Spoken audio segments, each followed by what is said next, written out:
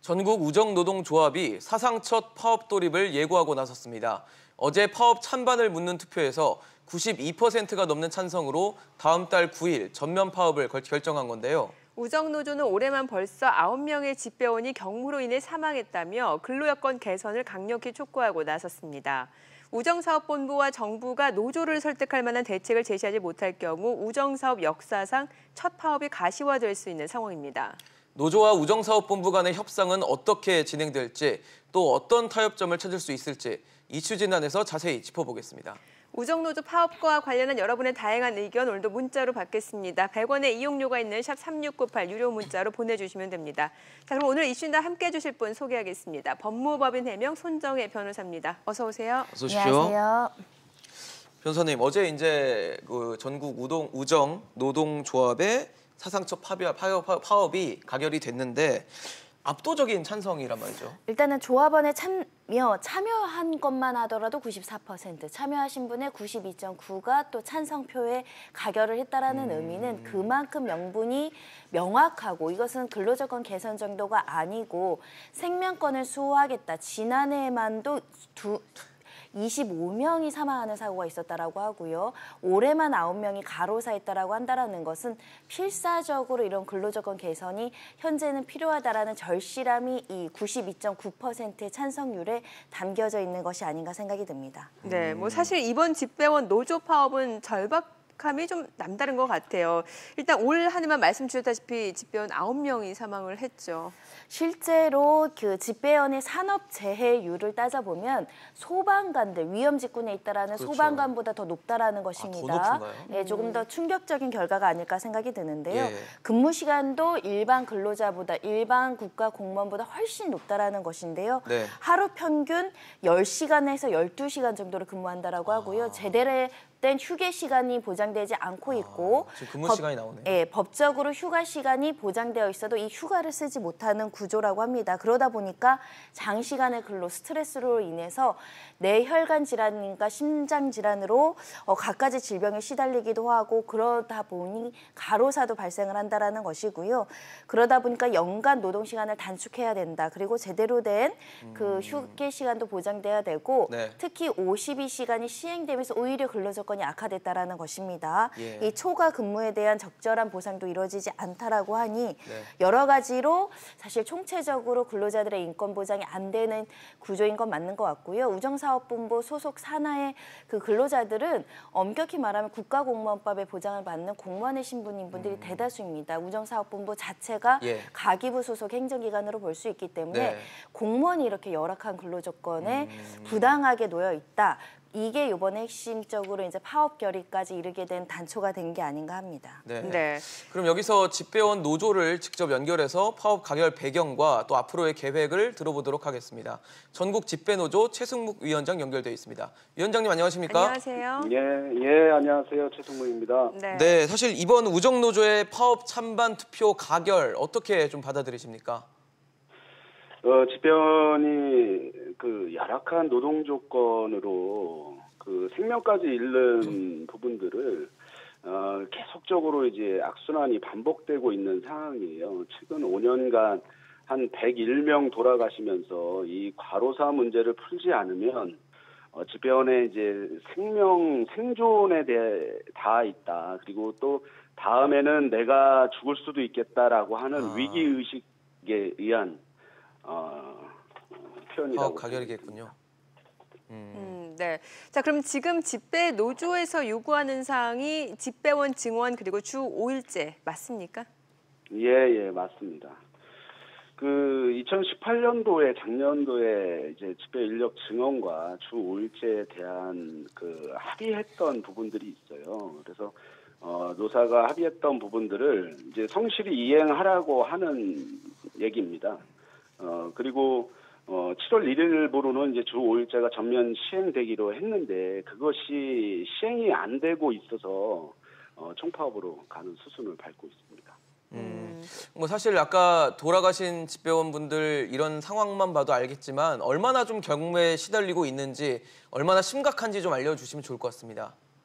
예, 집배원분들이 이륜차로 운행하다 보니까 굉장히 이제 불안정한 상태에서 일을 하고 있어요. 그리고 또한 이제 장시간 노동을 하고 있고 집배원분들이 이제 다치는 비율들이 이제 굉장히 높아요. 네.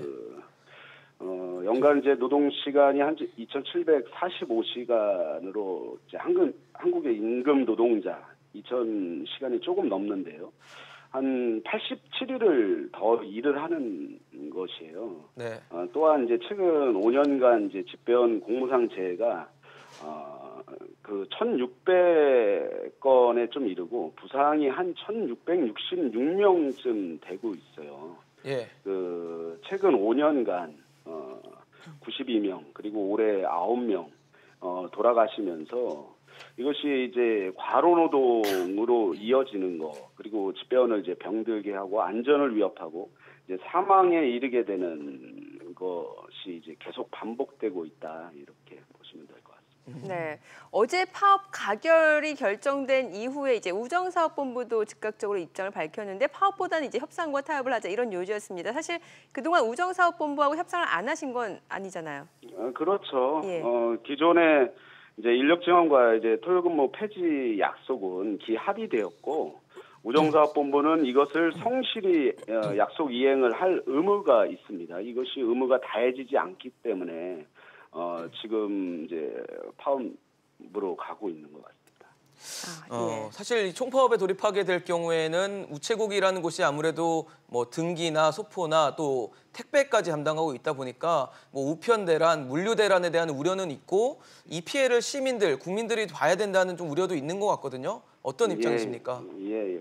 이번 파업이 총 이제 그 우편 사업에 이제 종사하는 28,000명 중에서 필수 유지 인원을 좀 제외하면 10,000명 이상이 이제 파업에 참여하게 됩니다.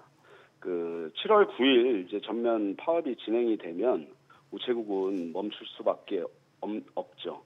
이제 과로노동 그리고 집배원의 이제 과로사 이 부분이 해결되어지지 않으면 집배원의 그 안전뿐만이 아니라 그 시민 국민분들에게 공공 서비스 우편 서비스를 제대로 할 수 없는 구조이기 때문에 이 구조를 전면적으로 개선을 하기 위해서는 총파업은 좀 불가피한 상황이라고 볼 수 있습니다. 네. 자, 이제 오늘도 우정사업본부와 협상을 이어갈 계획이라고 들었는데 어떤 점을 강조하고 어떻게 협상에 나갈 계획이신지 좀 짧게 말씀을 부탁드릴게요. 그 노동위원회의 이제 중재 기간이 그 오늘보다도 7월 1일로 좀 연기된 상황이고요. 예. 그래서 협상을 더욱더 이어가기 위한 좀 시간을 좀 늦춘 부분들이 있습니다. 제일 중요한 것은 돈보다 사람의 생명이 좀 우선된다라고 생각이 들고요. 국민들께 이제 반가운 소식을 전해주는 집배원들이 더 이상 죽음의 행렬을 이어나가면 안 되고 이것은 멈춰야 된다라고 하는 절박한 심정이라고 생각이 듭니다. 네, 알겠습니다. 알겠습니다. 오늘 말씀 감사합니다. 예, 고맙습니다. 네, 전국 집배노조 최승묵 위원장이었습니다. 네. 변호사님 같이 좀 얘기 들으셨죠? 네, 지금 입장의 차이가 있는 것들이 결국은 이제 인력 증언 주 5일제를 그렇죠. 네. 요구하고 있고 그 과정에서 우편 요금 현실화도 주장하고 있습니다. 건강권도 개선해달라 이런 여러 가지 갖가지 요구에 대해서 우정사업본부 측에서는 일단 지난 3년간 인력을 많이 증원해왔기 때문에 또다시 증원하는 것은 예산의 문제 때문에 좀 재정 악화가 어려워서 쉽지 않다라는 입장을 보이고 있는 것으로 보이고요. 특히 토요일 배달을 조금 업무를 없애달라 또는 이원화시켜달라는 게 노조의 주장인데 네. 지금 본부 측에서는 토요일 내 배달이 안 이루어지면 서민 불편이 가중이 된다. 우편 요금을 올리게 되면 결국 물가와 연동되는 부분이 있기 때문에 이런 부분에 대해서 급격한 상승은 어렵다라는 취지로 이제 서로 이 쟁점에 대해서 부딪히고 있는 상황으로 보이는데요. 예. 핵심은 예산입니다. 그리고 네네. 예산을 결정하는 곳은 국회이기 때문에 예. 국회에서 지난번에 예산을 삭감하는 바람에 지금 인력 충원에 대한 증원 약속이 지금 이행되지 않고 있어서 네. 결국은 추경으로 얼마나 많은 예산을 확보해서 인력 충원이든 제도 개선이든 이루어져서 근로조건이 개선될 수 있는지가 핵심이고 네. 이런 파업이 국민적인 어떤 동의를 이끌어낸다라고 한다면 또 국회의원들이 다시 한번 생각해볼 여지가 있거든요. 네. 추경 심사는 앞으로 이제 임시국회에서 이루어질 가능성이 있기 때문에 노조들의 주장이 좀 강력하게 전달되기를 바라고 있습니다. 또 국회가 열려야겠네요. 그렇습니다. 지금 예산이 투입되려면 추경으로 일부 예산을 확보해서 공무원 인력 충원이라든가 여러 가지 주 5일제를 하든지 아니면 추가 수당을 올려든지 다 예산이랑 결부되는 것이거든요. 국회의원분들이 이 근로조건이 얼마나 심각하게 지금 생명권을 침해하고 있는지, 그리고 해외 사례에 비춰봐서 정말 부당한 대우를 받고 있는지 이런 것들을 심각하게 고려해서 한꺼번에 올리지는 못하더라도 일부는 증언이 불가피한 상황이 아닐까 생각이 듭니다.